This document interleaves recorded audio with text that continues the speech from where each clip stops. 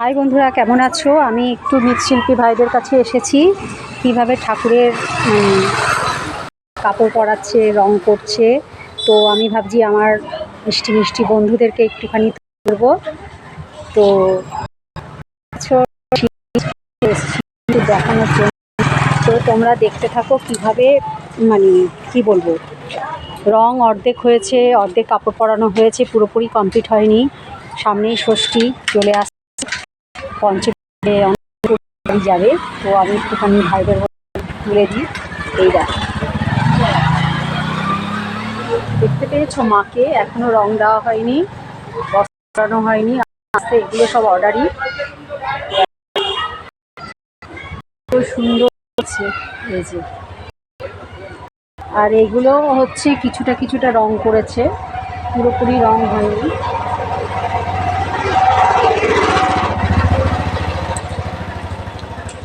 আর এগুলো হচ্ছে কিছুটা রং হয়ে গেছে, দেখো কত সুন্দর লাগছে।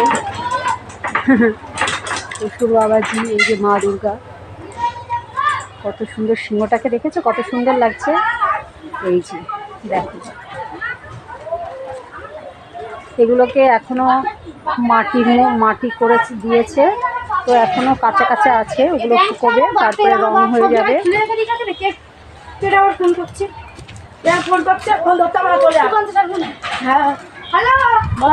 তো দেখাই তোমাদের, কিছু কিছু ঠাকুরের কাপড় পরিয়েছে, মুখ ঢেকে রেখেছে। দেখো, এগুলো কাপড় পরানো হয়নি, মুখটা সাজানো হয়েছে। দেখো অসুর বাবাজিকে, দেখো দেখো মাকে মুটুক ফুটুক দিয়ে সাজাবে, এই মুখটা হয়েছে বলে মুখগুলো সব ঢাকা দিয়ে রেখেছে। কত বড় সিংহ বাবা, দেখতে পেয়েছো? এই দেখো আমার পিছনে একটা সিংহ ছিল, দেখো দেখো কত সুন্দর বাবা, মা রক্ষা করে সবাইকে।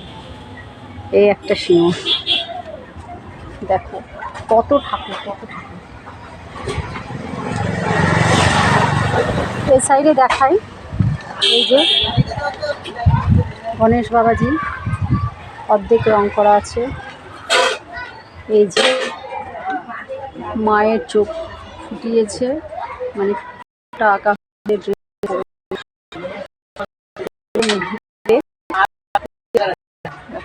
কত সুন্দর করে করেছে, প্রচুর পরিশ্রম করছে, প্রচুর অর্ডার আছে।